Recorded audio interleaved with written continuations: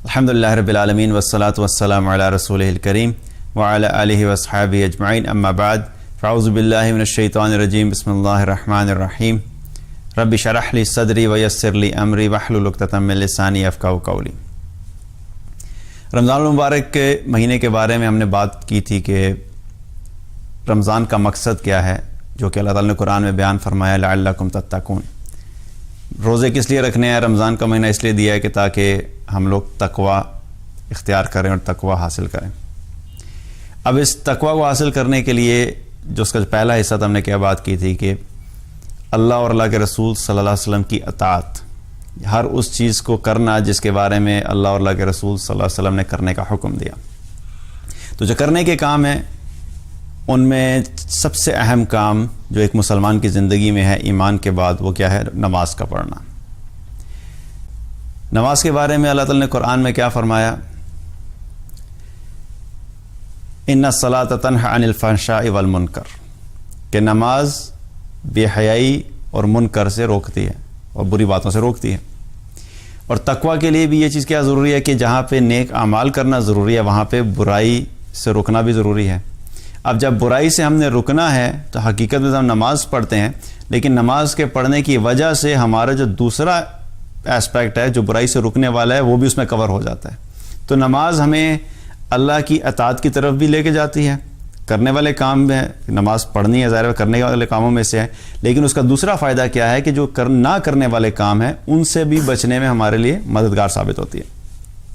تو نماز کا یہ ڈبل فائدہ ہے ہمارے لیے۔ نماز کے بارے میں ایک مسلمان کی زندگی میں ایسے ہی ہے کہ جیسے ہماری زندگی میں لباس کی اہمیت ہوتی ہے۔ کبھی ہم آپس میں ڈسکشن میں یہ تو نہیں پوچھتے نا ایک دوسرے سے کہ میں باہر نکلنے لگوں تو سوچ رہا ہوں کپڑے پہن کے جاؤں، کیونکہ یہ چیز کیا ہوتی ہے؟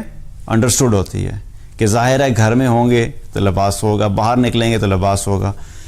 یہ ڈسکشن تو ہو سکتی ہے کہ اچھا گھر میں کون سا لباس پہننا ہے، کسی سے ملنے جا رہے ہیں تو کون سا لباس پہننا ہے، آفس جا رہے ہیں تو کیا پہننا ہے، کسی فنکشن پہ جا رہے ہیں تو کیا پہننا ہے، یہ بات پھر بھی ہو سکتی ہے، لیکن یہ ڈسکشن نہیں ہوتی کہ لباس پہننا ہے کہ نہیں پہننا ہے۔ اسی طریقے سے نماز کے اعتبار سے مسلمان کی زندگی میں یہ تو ڈسکشن ہے ہی نہیں کہ نماز پڑھی ہے کہ نہیں پڑھی، پڑھنی ہے کہ نہیں پڑھنی۔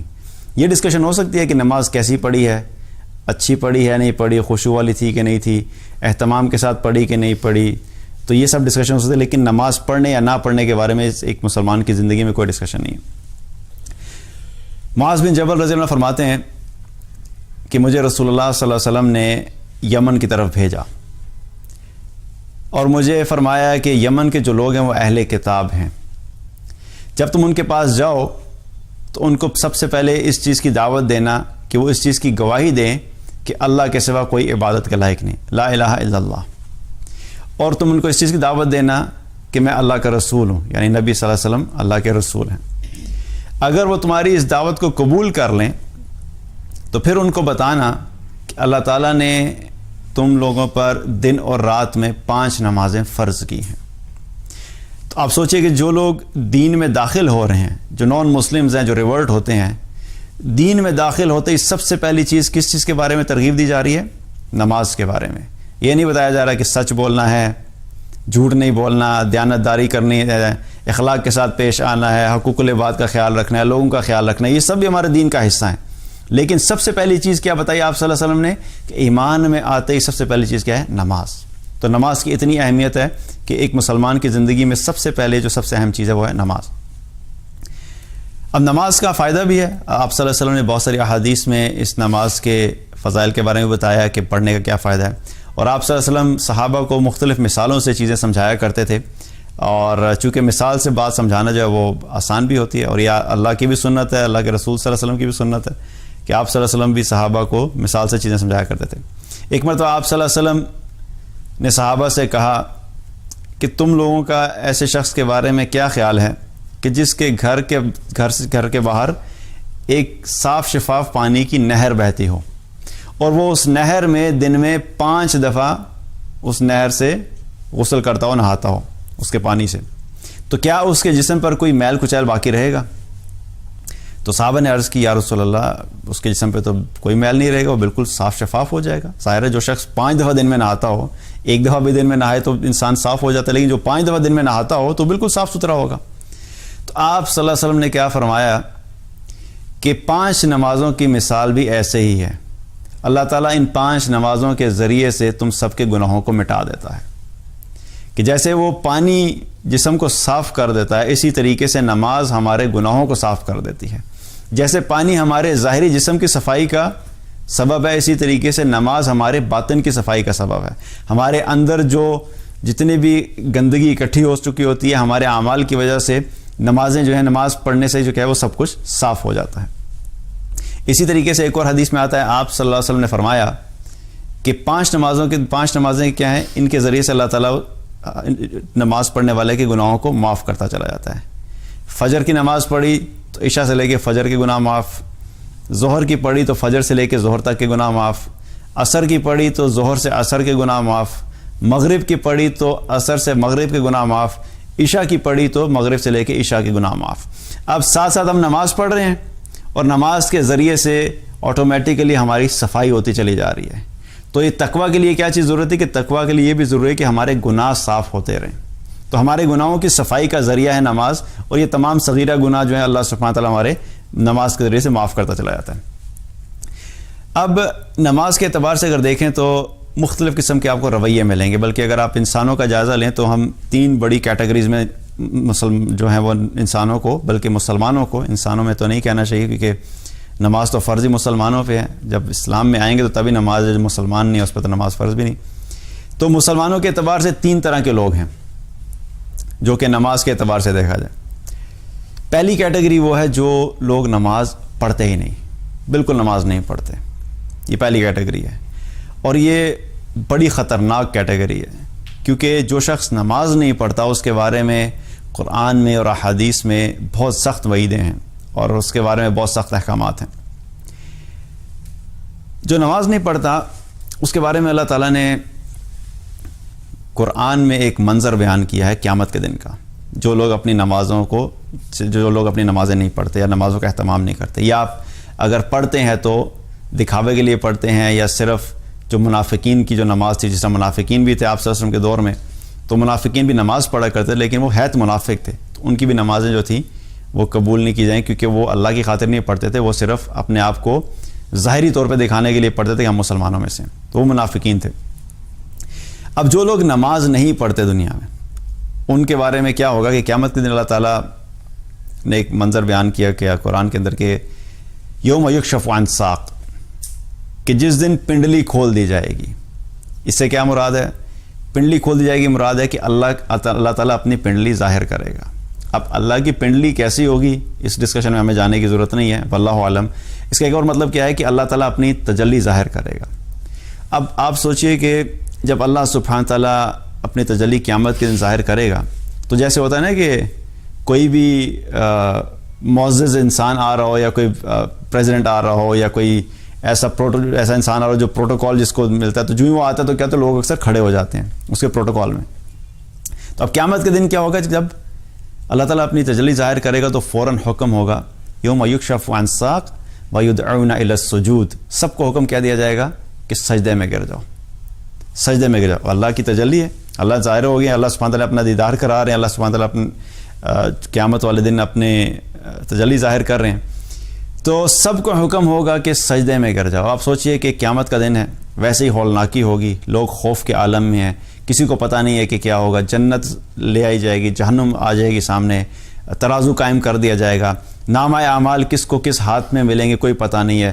ماں باپ اپنے بچوں کو نہیں پہچان سکیں گے، بچے اپنے ماں باپ کو نہیں پہچانیں گے، جو خاندان والے ہیں وہ ایک دوسرے کو نہیں پہچانیں گے، دوست ایک دوسرے کو نہیں پہچانیں گے، ہر ایک کو اپنی اپنی فکر پڑی ہوئی ہوگی. اب اس سچویشن میں جب اللہ تعالیٰ اپنی تجلی ظاہر کریں گے تو حکم ہوگا کہ سجدے میں گر جاؤ. اب اس میدان محشر میں کون لوگ ہیں؟ کفار بھی ہیں، مشرکین بھی ہیں، منافقین بھی ہیں، اور ایمان والے بھی ہیں، سارے وہاں پہ موجود ہیں. تو حکم سب کو ہوگا کہ سب سجدے میں گر جاؤ. تو جو یہ حکم ہوگا تو کیا ہوگا کہ کچھ لوگ سجدے میں گر جائیں گے، کچھ تو سجدے میں گر جائیں گے، لیکن کچھ ایسے ہوں گے یوم یکشف عن ساق ویدعون الی السجود فلا یستطیعون، کچھ ایسے ہوں گے کہ جو سجدہ کرنا چاہیں گے وہ سجدہ نہیں کر سکیں گے، ان کی کمر بالکل سیدھی کر دی جائے گی. اب وہ سجدہ کرنا چاہ رہے ہیں لیکن سجدہ ہو نہیں رہا. اب آپ سوچئے کہ کیسی خوف کی کیفیت ہوگی ایسے انسان کی کہ اب اللہ سامنے ہے، اللہ نے اپنا دیدار کرا دیا اور اب سجدے کے لیے کہا جا رہا ہے. اب اس دن تو کفار بھی چاہیں گے سجدہ کریں، مشرکین بھی چاہیں گے کہ سجدہ کریں، حالانکہ دنیا میں انہوں نے اللہ پہ ایمان نہیں رکھا، دنیا میں اللہ پہ ایمان نہیں لایا، لیکن وہ سچویشن ہی ایسی ہوگی کہ وہ سب کچھ اللہ نے سامنے کھول کے رکھ دیا. قیامت پہ آج ایمان نہیں ہے، لیکن قیامت والے دن سب جب سامنے آ جائے گا تو پھر تو ہر انسان ہی اس وقت ایمان لائے گا. تو سب سجدے میں جانے کی کوشش کریں گے لیکن کچھ لوگ ہوں گے وہ سجدہ نہیں کر سکیں گے. فلا یستطیعون، وہ سجدہ نہیں کر سکیں گے. اب کیوں سجدہ نہیں کر رہے؟ خاشعۃ ابصارہم، سجدہ نہ کرنے کی وجہ سے کیا ہوگا کہ ان کی آنکھیں جو ہیں وہ جھکی ہوئی ہوں گی. ترہقہم ذلہ، اور ذلت نے ان کو گھیرا ہوا ہوگا.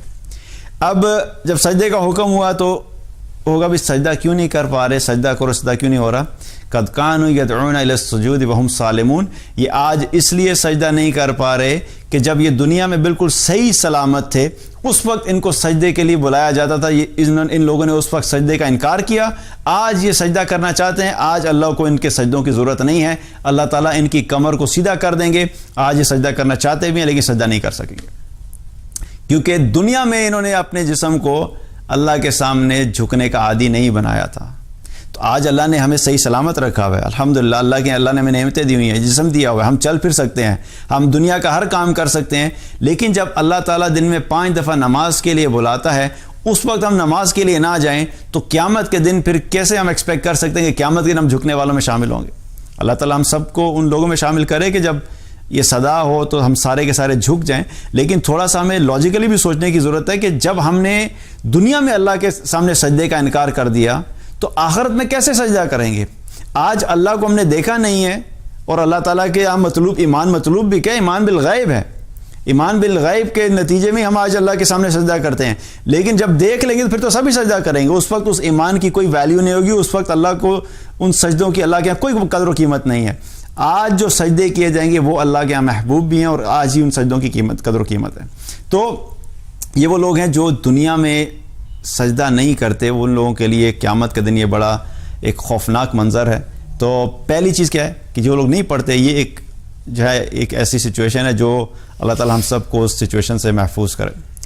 دوسری بات کیا ہے کہ ایک دفعہ نبی صلی اللہ علیہ وسلم چند صحابہ کے ساتھ ایک قبر کے پاس سے گزر رہے تھے اور صحابہ سے پوچھا کہ یہ کس شخص کی قبر ہے؟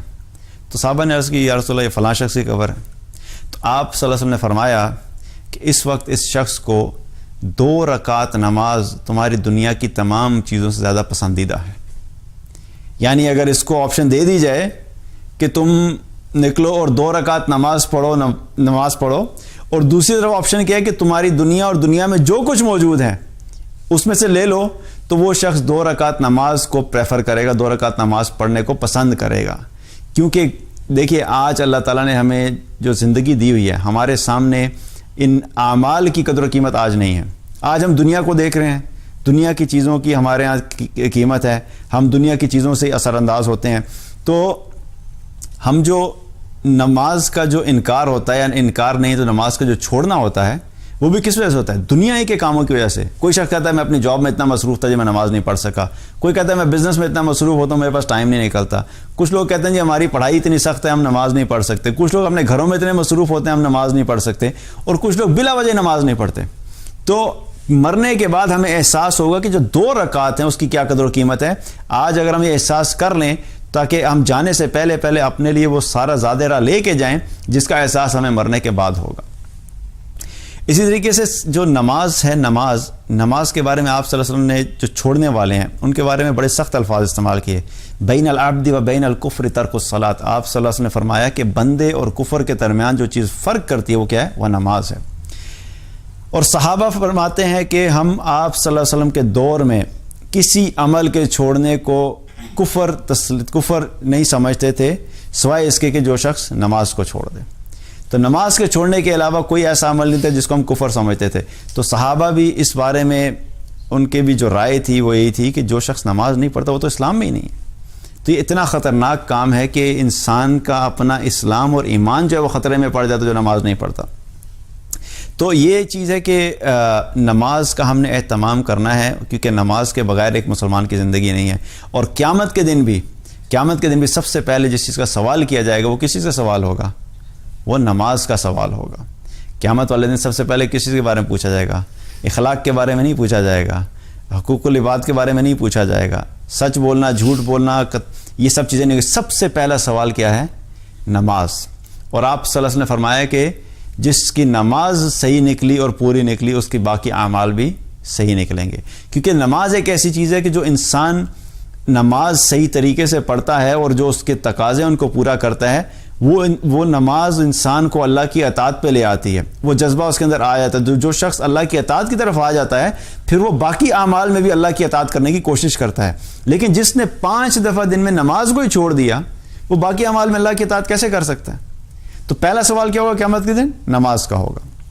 تو اس چیز کا خیال ہے کہ پہلی کیٹیگری جو ہے وہ اس خاص طور پہ رمضان کے اعتبار سے ہم بات کر رہے ہیں، تو جو لوگ نماز نہیں پڑھتے ان کا ٹارگٹ یہ ہونا چاہیے کہ ہم نے اس رمضان سے توبہ کرنی ہے اور نماز پڑھنا شروع کرنی ہے. کسی صورت میں بھی اپنی 5 نمازوں کو ضائع نہیں ہونے دینا. تو یہ پہلا ٹارگٹ یہ ہونا چاہیے کہ توبہ کر کے جو ہے نماز پڑھنا شروع کریں. دوسری کیٹیگری کیا ہے؟ دوسری کیٹیگری وہ لوگ ہیں جو پڑھ لیتے ہیں لیکن غفلت سے پڑھتے ہیں. کبھی پڑھ لی، وقت پہ پڑھ لی، دیر سے پڑھ لی، جماعت سے پڑھی، جماعت سے نہیں پڑھی، کبھی جو ہے وہ خشوع سے پڑھی اور کبھی بالکل ہی غافل ہو کے پڑھی، کوئی بالکل نماز میں دھیان نہیں. تو دوسری کیٹیگری کیا ہے؟ وہ لوگ ہیں جو کہ غفلت سے نماز پڑھنے والے ہیں. اب یہ بھی وہ لوگ ہیں جو کہ پہلی کیٹیگری سے تو باہر ہیں چھوڑنے والوں سے، لیکن پھر بھی ان کو بھی امپروو کرنے کی ضرورت ہے کہ کسی طریقے سے ہم نے اپنی نمازوں کو بہتر بنانا ہے. کیونکہ ان کے بارے میں قرآن میں کیا فرمایا اللہ تعالیٰ نے؟ فَوَيْلٌ لِّلْمُصَلِّينَ، ہلاکت ہے ایسے نمازیوں کے لیے، الَّذِينَ هُمْ عَنْ صَلَاتِهِمْ سَاهُونَ، جو اپنی نمازوں سے غفلت برتتے ہیں. تو لفظ مسلین کیا بتا رہا ہے کہ ہیں تو نمازی. کیونکہ ایک کانسیپٹ کیا آتا ہے کہ یار اچھا پڑھ رہا ہے تو پھر تو ٹھیک ہے نا، ہاں پڑھ رہا ہے 5 نمازیں پڑھ رہا ہے تو اس کی کیا ہے، وہ حاضری تو لگ رہی ہے کہ 5 پڑھی ہیں، لیکن یہ وہ 5 وہ والی 5 نہیں ہے کہ جیسی اللہ تعالیٰ چاہتا ہے پڑھنے کا، جس کی وجہ سے انسان گناہوں سے دور رہ سکتا ہے. لیکن غفلت والی نماز جو ہے وہ ہماری زندگی میں، یاد رکھیے کہ جو غافل نماز ہوتی ہے غفلت سے پڑھنے والی، ان نمازوں کی وجہ سے ہماری زندگی میں تبدیلی نہیں آتی. ہماری زندگی میں تبدیلی کیوں نہیں آتی؟ ہمارے اندر اطاعت کا جذبہ کیوں نہیں پیدا ہوتا؟ ہمارے اندر اللہ کا خوف، اللہ کی محبت، اللہ کا قرب کیوں نہیں پیدا ہوتا؟ کیونکہ وہ نماز ہم نے ویسی پڑھی نہیں ہوتی جیسی نماز پڑھنے کا حق ہے.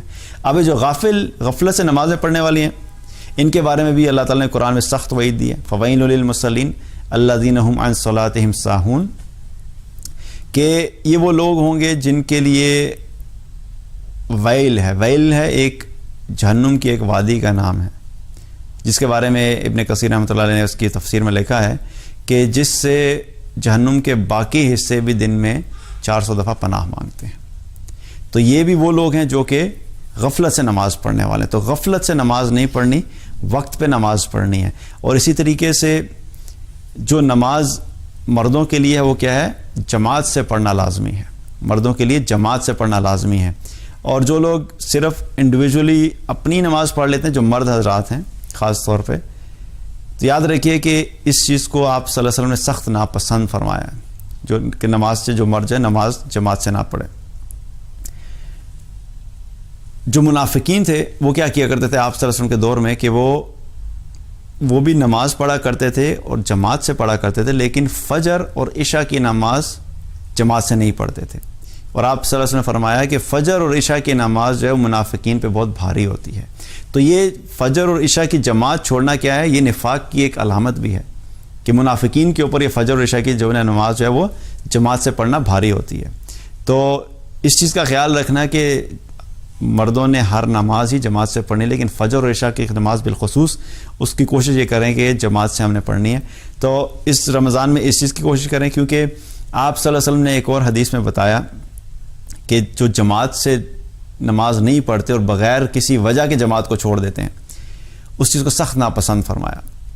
آپ صلی اللہ علیہ وسلم نے فرمایا، بخاری اور مسلم کی روایت ہے کہ میرا جی چاہتا ہے کہ میں کچھ لکڑیاں اکٹھی کروں اور پھر میں کسی سے کہوں کہ اذان دے. جب اذان ہو جائے تو پھر میں کسی سے کہوں کہ وہ نماز پڑھائے، اور جب نماز شروع ہو جائے تو میں نکلوں اور جا کے دیکھوں کہ کون لوگ ہیں جو جماعت میں بغیر کسی عذر کے شامل نہیں ہوئے، یعنی کون ایسے لوگ ہیں جنہوں نے نماز اپنے گھر میں ہی پڑھ لی ہے، اور جا کے ان کے گھروں کو آگ لگا دوں۔ اب آپ صلی اللہ علیہ وسلم کیا ہیں؟ رحمت للعالمین۔ طائف کے موقع پہ جب آپ صلی اللہ علیہ وسلم کو اتنی اذیت دی گئی اور اتنی تکلیف پہنچی، اس کے باوجود بھی آپ صلی اللہ علیہ وسلم نے طائف والوں کے لیے بد دعا نہیں دی، لیکن یہاں پر جماعت سے نماز نہ پڑھنے والوں کے بارے میں آپ صلی اللہ علیہ وسلم نے کتنی ناپسندیدگی کا اظہار کیا ہے، اور فرمایا کہ میں جا کے ان کے گھروں کو آگ لگا دوں۔ اور یہ میں بخاری اور مسلم کی روایت بتا رہا ہوں آپ کو۔ تو آپ سوچئے کہ جماعت چھوڑنے پہ اتنی ناپسندیدگی ہے، تو جو نماز نہیں پڑھتا ہوگا اس کا کیا حال ہوگا؟ آج ہم سارے کیا کہتے ہیں کہ ہم نبی صلی اللہ علیہ وسلم کا ساتھ چاہتے ہیں، قیامت والے دن بھی ہم آپ صلی اللہ علیہ وسلم کے ساتھ ہونا چاہتے ہیں، اور جنت الفردوس میں بھی نبی صلی اللہ علیہ وسلم کا ساتھ چاہتے ہیں، لیکن ہم نماز ہی نہ پڑھیں تو پھر کیسے ہو سکتا ہے کہ ہم آپ صلی اللہ علیہ وسلم کے ساتھ ہوں گے؟ تو جماعت کا اہتمام کرنا ہے کہ ہم نے کوشش کرنی ہے کہ مردوں کے لیے کیا ہے کہ خاص طور پہ جماعت سے جو ہے وہ نماز پڑھنا۔ عورتوں کے لیے جو اجازت ہے جماعت سے پڑھنے کی، اگر تو مساجد کے اندر عورتوں کا الگ انتظام ہے، لیکن عورتوں کے لیے جو افضل نماز ہے وہ گھر کی نماز ہے۔ عورتوں کے لیے کیا ہے؟ افضل نماز کیا ہے؟ وہ گھر میں پڑھنے والی نماز، اس کا زیادہ اجر ہے۔ تو ایک چیز کیا ہے کہ دوسری کیٹیگری کیا ہے؟ جو غفلت سے نماز پڑھنے ہے اس کو ختم کرنا ہے اور اپنے وقت پہ نماز پڑھنی ہے، کیونکہ صحابہ بھی اس چیز کا بڑا اہتمام کیا کرتے تھے کہ نماز کو بالکل اس کے وقت پہ ادا کرنا ہے۔ تو اس چیز کا اہتمام کریں گے انشاءاللہ کہ اس رمضان میں ہم اپنی نمازوں کو جو ہے وہ اگر کہیں پہ تاخیر ہوتی ہے، کوئی بھی غفلت ہوتی ہے، تو اس کو دور کرنے کی کوشش کرنی ہے۔ تیسری کیٹیگری کیا ہے؟ تیسری کیٹیگری جو ہے وہ ہے نمازی جو واقعی کامیاب نمازی ہوں گے۔ وہ کون ہے؟ خاشعین، خشوع والے، جو اپنی نمازوں میں خشوع اختیار کرتے ہیں۔ اور انہی نمازیوں کے بارے میں اللہ سبحانہ تعالیٰ نے قرآن میں کیا فرمایا؟ قد افلح المؤمنون الذین هم فی صلاتهم خاشعون۔ وہ ایمان والے کامیاب ہوں گے جو اپنی نمازوں میں خشوع اختیار کرتے ہیں۔ خشوع کا کیا مطلب ہے؟ خشوع سے مراد ہے کہ انسان کے جسم پہ عاجزی کا اظہار ہونا۔ نماز میں خشوع سے کیا مراد ہے؟ کہ انسان کا جسم بھی، اس پہ بھی عاجزی ہو، اور انسان کا دل، دماغ اور دھیان جو ہے وہ بھی اللہ کی طرف ہو۔ یہ دونوں چیزیں مل کے خشوع ہوتے ہیں۔ ظاہری طور پہ خشوع ہے، لیکن دل جو ہے وہ کہیں اور اٹکا ہوا ہے، دماغ میں کوئی اور چیزیں چل رہی ہیں، تو وہ خشوع میں شامل نہیں ہوں گے۔ تو دونوں چیزیں شامل ہیں، ظاہر بھی اور باطن بھی۔ اور کامیاب بھی اللہ سبحانہ نے کن کو کہا ہے کہ یہی لوگ کامیاب ہیں۔ اور نماز کے بارے میں اللہ تعالیٰ نے قرآن میں کیا فرمایا؟ اقیم الصلاۃ للذکر، نماز قائم کرو میری یاد والی نماز۔ تو نماز کا جو اصل مقصد کیا ہے کہ جب انسان نماز کے لیے کھڑا ہو تو حقیقت میں اللہ اس کو یاد ہو۔ اگر نماز میں اللہ یاد نہیں آ رہا اور اللہ کے علاوہ ساری اور چیزیں چل رہی ہیں، جو بندہ جاب کر رہا ہے وہ اپنی سیلز کی کیلکولیشنز میں لگا ہوا ہے، جو بندہ دکان چلاتا ہے وہ اپنی دکان کے حساب کتاب میں لگا ہوا ہے، جو لوگ گھر میں کھانے پکانے کے کام میں مصروف ہے، اپنے کھانے پکانے کے ذہن میں چل رہا ہے، تو وہ نماز ایسی نماز نہیں ہے جو کہ ہمارے لیے کامیابی کا سبب بنے گی۔ اور یہ وہ نماز ہے جب خشوع آئے گا نماز میں، تبھی ہمارا اللہ سے تعلق قائم ہوگا، تبھی ہم لوگ اللہ کے قریب آئیں گے، تبھی ہمیں اس نماز کا فائدہ بھی ہوگا اور اس نماز کا ہمیں مزہ بھی آئے گا۔ تو اکثر کیا ہوتا ہے کہ کئی لوگ میسیجز بھی کرتے ہیں تو پوچھتے ہیں جی میں نماز بھی پڑھتا ہوں لیکن میرا دل پھر بھی سکون میں نہیں آتا۔ اب حالانکہ نماز کتنی بڑی عبادت ہے، 5 دفعہ انسان نماز پڑھے اور اس کے دل کو سکون نہ ملے تو اس کا مطلب کیا ہے؟ فکر کی بات ہے کہ اپنی نمازوں کی فکر کرو کہ نماز اس طریقے سے نہیں پڑھی جیسی پڑھنی چاہیے تھی۔ تو خشوع کے بغیر نماز جو پڑھی جائے گی اس کا فائدہ نہیں ہوگا۔ اگین حاضری لگ جائے گی، جو ہماری ٹوٹل کیلکولیشن ہونی ہے قیامت کے دن جب حساب کتاب ہوگا اس میں ہو جائے گا ٹھیک ہے پڑھی تھی، لیکن اس کا جو فائدہ حاصل ہونا ہے دنیا میں اور آخرت میں اس کا وہ فائدہ حاصل نہیں ہو سکے گا۔ تو نماز کیا کرنی ہے؟ خشوع کے ساتھ پڑھنی ہے، اور صحابہ بھی اس چیز کا بڑا اہتمام کیا کرتے تھے۔ عبداللہ ابن زبیر رضی اللہ عنہ جب نماز کے لیے کھڑے ہوتے تھے تو بالکل سٹل کھڑے ہوتے تھے، اور اتنے سٹل کھڑے ہوتے تھے ایسے لگتا تھا کہ جیسے کسی نے لکڑی گاڑی ہوئی ہے۔ جیسے آپ لکڑی کو زمین پہ گاڑ دیں تو وہ ہلتی نہیں ہے نا، اپنی جگہ پہ کھڑی رہتی ہے، تو ایسے لگتا ہے کہ کسی نے لکڑی گاڑی ہوئی ہے۔ اسی طریقے سے جب سجدے میں جایا کرتے تھے تو سجدے میں بھی اتنا لمبا سجدہ کیا کرتے تھے اور اتنے سٹل ہوتے تھے کہ پرندے آ کے ان کے اوپر بیٹھ جایا کرتے تھے۔ تو صحابہ بھی اپنی نمازوں میں خشوع کا اہتمام کرتے تھے۔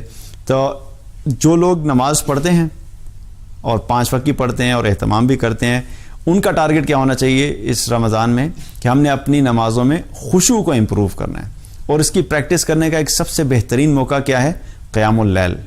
قیام اللیل جو ہے، رات کو جو تراویح کی نماز جو ہم پڑھتے ہیں، وہ اس کا سب سے اچھا موقع ہے رمضان میں کہ جب انسان تراویح کی نماز پڑھنے کے لیے جائے تو اپنے آپ کو ذہنی طور پہ یہ تیار کرے کہ اب جب میں کھڑا ہوں گا اللہ کے سامنے تو میں اپنا دھیان پورے جو ہے اس طرف کروں گا، اور اسی کے بارے میں آپ صلی اللہ علیہ وسلم نے فرمایا کہ نماز ایسے پڑھو کہ جیسے تمہاری زندگی کی آخری نماز ہے۔ اب آپ سوچئے کہ اگر ہمیں اس چیز کا یقین ہو جائے کہ ابھی جو میں نماز پڑھنے لگا ہوں اس کے بعد مجھے اگلی نماز پڑھنے کا چانس نہیں ملے گا، تو وہ جو نماز ہم پڑھیں گے کیا وہ ویسے ہی نماز ہوگی جیسے ہم ابھی نماز پڑھتے ہیں؟ اس نماز میں اور ہماری اس نماز میں کیا ہوگا؟ زمین آسمان کا فرق ہوگا، کیونکہ یقین دل میں آ گیا ہے کہ اس کے بعد موقع نہیں ملے گا۔ تو ہم نے کوشش کیا کرنی ہے کہ ہر نماز کے اندر اپنے آپ کو ریمائنڈ کرا کے جانا ہے کہ ہم یہ نماز اس طرح پڑھیں کہ ہو سکتا ہے مجھے اس کے بعد نماز پڑھنے کا موقع نہیں ملے، تو کوشش کرنی ہے۔ ٹھیک ہے، انسان کہتا ہے کہ میں نے کیا تھا لیکن نہیں ہوا، کچھ عرصہ ہوا پھر کم ہو گیا، تو یہ یاد رکھیں کہ ہماری زندگی جو ہے وہ اپنے آپ کو امپروو کرنے کی ایک مستقل جدوجہد ہے۔ یہ مرتے دم تک کوشش چلتی رہے گی۔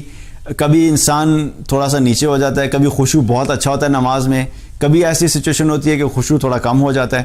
تو ہم لوگوں نے مستقل کوشش کرتے رہنا ہے کہ ہم اپنی نمازوں کے اندر خشوع کو امپروو کریں، اور تھوڑا بہت کبھی سچویشن کے حساب سے اگر اوپر نیچے ہو جائے تو گھبرانا نہیں ہے، کیونکہ انسان ہے، ہماری زندگیوں کی ایک روٹین ہے، ہم کوئی روبوٹس تو ہے نہیں کہ بس ایک پروگرامنگ کر دی جائے گی اور اسی پروگرامنگ کے حساب سے بس چلتا رہے گا۔